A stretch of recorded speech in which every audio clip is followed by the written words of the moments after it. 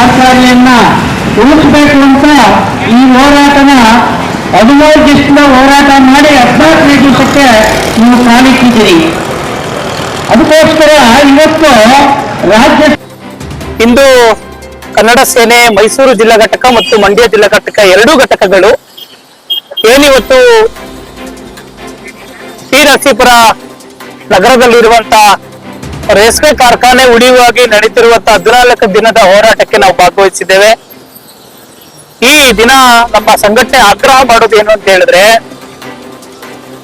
ರೇಷ್ಮೆ ಕಾರ್ಖಾನೆ ಮೈಸೂರು ರಾಜಮನೆತನದ ರಾಜರು ಕೊಟ್ಟಂತ ಕೊಡುಗೆ, ಇಲ್ಲಿನ ರೈತರು ಮತ್ತು ಕೃಷಿಕರ ಜನರ ಬದುಕು ಹಸನ ಆಗ್ಬೇಕು ಅಂತೇಳಿ ದೂರಾಲೋಚನೆ ಮೂಲಕ ಅವರು ರೇಷ್ಮೆ ಕಾರ್ಖಾನೆಯನ್ನ ಕೊಟ್ಟಿದ್ದಾರೆ.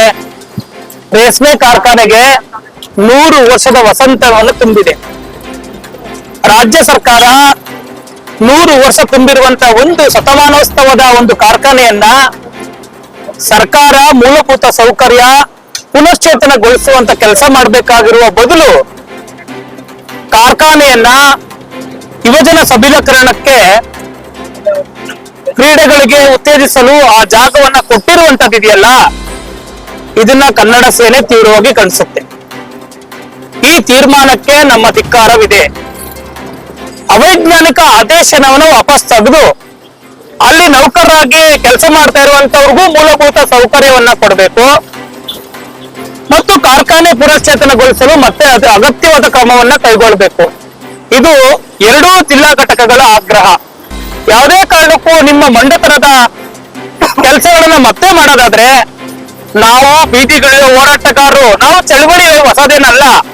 ಈ ಎಲ್ಲಾ ತರದ ಚಳವಳಿಗಳನ್ನ ಎಲ್ಲ ರಾಜ್ಯದ ಎಲ್ಲಾ ಸಂಘಟನಾ ನಾಯಕರುಗಳನ್ನ ಒಗ್ಗೂಡಿಸಿ ಟಿ ನರಸೀಪುರ ತಾಲೂಕಿಗೆ ನೀಡಿಸಬೇಕಾಗುತ್ತೆ ಅನ್ನೋ ಆಗ್ರಹವನ್ನ ಈ ಸಂದರ್ಭದಲ್ಲಿ ಮಾಡ್ತಾ ಇದ್ದೇನೆ. ಎಚ್ ಸಿ ಮಾದೇವಪ್ಪ ಅವರೇ, ತಾವು ಸಮಾಜ ಕಲ್ಯಾಣ ಸಚಿವರಾಗಿ ಕೆಲಸ ನಿರ್ವಹಿಸ್ತಾ ಇದ್ದೀರಿ. ಇಂದೇ ಸಂಜೆ ಸ್ಥಳಕ್ಕೆ ಬಂದು ಪ್ರತಿಭಟನೆಯನ್ನ ಮಾಡ್ತಾ ಇರುವಂತ ಚಳವಳಿಗಾರರ ಮನವೊಲಿಸಬೇಕು, ಕಾರ್ಖಾನೆ ಉಳಿಯುವ ಆದೇಶವನ್ನ ಮಾಡಬೇಕು ಅನ್ನುವ ಕೆಲಸವನ್ನ ಮತ್ತೊಮ್ಮೆ ನಾನು ಆಗ್ರಹ ಮಾಡ್ತಾ ಇದ್ದೇನೆ. ಮಂಜುನಾಥ್, ಕನ್ನಡ ಸೇನೆ ಮಂಡ್ಯ ಜಿಲ್ಲಾಧ್ಯಕ್ಷ. ಇಲ್ಲಿ ಟಿ ನರಸೀಪುರದಲ್ಲಿ ಏನು 15 ದಿವಸದಿಂದ KSRTCಗೆ ಹೋರಾಟ ನಡೀತಾ ಇದ್ಯೋ ಅದನ್ನ ದಯವಿಟ್ಟು ಸಿದ್ದರಾಮಯ್ಯ ಅವರು ಬಂದು ಗಮನ ಹರಿಸಿ ಅದು ಒಂದು ನ್ಯಾಯ ಕೊಡಿಸ್ಬೇಕು ಅಂತ ತಮ್ಮ ಕೇಳ್ಕೊತಾ ಇದೀವಿ. ತಮ್ಮ ಹುಟ್ಟೂರು ಆದ ಮೈಸೂರಲ್ಲೇ ನಡೀತಾ ಇರೋ ಅನ್ಯಾಯನ ತಡೆಗಟ್ಟಬೇಕು ಅಂತ ನಾವು ಕೇಳ್ಕೊತಾ ಇದೀವಿ. ಈ ಒಂದು 6 ಎಕರೆ 8 ಕುಂಟೆ ಜಾಗದಲ್ಲಿ ಕ್ರೀಡಾಂಗಣ ಮಾಡ್ಬೇಕು ಅಂತ ನೀವೇನು ಒಂದು ಜಾರಿ ಮಾಡಿದಿರೋ ಅದನ್ನ ಇಂತಾಗೆ ತಗೋಬೇಕು. ಹಾಗೂ ಇಲ್ಲಿ 250 ಕುಟುಂಬಗಳು ಬೀದಿಗೆ ಬರ್ತಾ ಇದಾವೆ, ಅದನ್ನ ನೀವು ತಪ್ಪಿಸ್ಬೇಕು. ನೀವು ಹೆಣ್ಮಕ್ಳು ಕೊಡ್ತಾ ಇರೋಂತ ಭಾಗ್ಯಗಳಿಗಿಂತ ನೀವು ಇದನ್ನ ತಪ್ಪಿಸಿ ಆ ಮಕ್ಕಳಿಗೆ ಒಂದು ನ್ಯಾಯ ಕೊಟ್ರೆ ನೀವು ಒಂದು ಒಳ್ಳೆ ಕೆಲಸ ಮಾಡಬೇಕಾಗತ್ತೆ. ದಯವಿಟ್ಟು ಸಿದ್ದರಾಮಯ್ಯ ಅವರೇ, ಎಸ್ ಸಿ ಮಾದೇವಪ್ಪ ಅವರೇ, ದಯವಿಟ್ಟು ಇದಕ್ಕೆ ಗಮನ ಹರಿಸಿ. ಇದು ದೇಶ ವಿದೇಶಗಳಲ್ಲಿ ಹೆಮ್ಮೆ ಪಡುವಂತ ರೇಷ್ಮೆ ಇಲಾಖೆ. ಒಂದು ಮೈಸೂರು ಸಿಲ್ಕ್ ಅಂದ್ರೆ ಅಷ್ಟು ಹೆಸರುವಾಸಿ, ಅದರಲ್ಲೂ ಹೆಣ್ಮಕ್ಳಿಗೆ ಪ್ರಿಯವಾದದ್ದು ಮೈಸೂರು ಸಿಲ್ಕ್ ಅಂತ. ಆ ಒಂದು ಇದನ್ನ ನೀವು ಹಾಳು ಮಾಡಕ್ಕೆ ಹೊರಟಿದ್ದೀರಾ.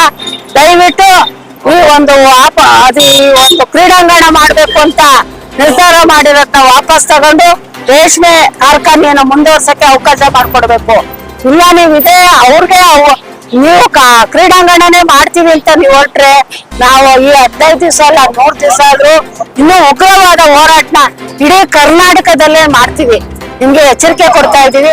ದಯವಿಟ್ಟು ಈ ಒಂದು ಕ್ರೀಡಾಂಗಣ ಮಾಡೋ ಆಸೆನ ತಗೊಂಡು ಕಾರ್ಖಾನೆಯನ್ನ ಮುಂದುವರಿಸಬೇಕು ಅಂತ ತಮ್ಮ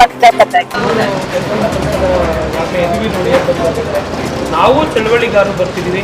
ಮತ್ತೆ ಒಂದು ನಿಯೋಗ ಕನ್ನಡ ಸೇನೆಯ ರಾಜ್ಯಾಧ್ಯಕ್ಷ ಶಿವಕುಮಾರ್ ಅವರ ನೇತೃತ್ವದಲ್ಲಿ ಹಲವಾರು ಸಂಘಟನೆ ನಾಯಕರಲ್ಲಿ ಬಂದಿದ್ದು ನಮಗೆ ನಾನು ಮನವಿ ಮಾಡ್ಕೊಳ್ಬೇಕು ಅಂತ ಹೇಳಿದ್ರೆ, ಎರಡೂ ಜಿಲ್ಲಾ ಘಟಕಗಳ ಮನವಿ ತಪ್ಪಲರ ಜೊತೆ ಮಾಡಿದ್ದೇನೆ. ನಮ್ಮ ಹಕ್ಕೊತ್ತಾಯಗಳನ್ನು ನಾವು ತಿಳಿಸಿದ್ದೇವೆ.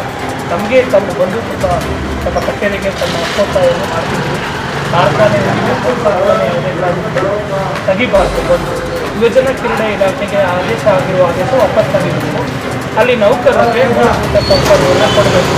ಅದ್ರ ಜೊತೆಗೆ ಕಾರ್ಖಾನೆಯ ಪುನಶ್ಚೇತನಕ್ಕೆ ಅಗತ್ಯ ಕ್ರಮ ಕೈಗೊಳ್ಳಬೇಕು ಅನ್ನುವ ಆಗ್ರಹ ನಮ್ಮದಾಗಿದೆ. ಮತ್ತು ಟಿ ನರಸೀಪುರ ತಾಲೂಕು KSIC ನೂತನ ಕ್ರೀಡಾಂಗಣ ನಿರ್ಮಿಸುವುದನ್ನು ತಡೆಹಿಡಿಯೋದ್ರ ಬಗ್ಗೆ ಮನವಿ ಮಾಡಿದ್ರಿ.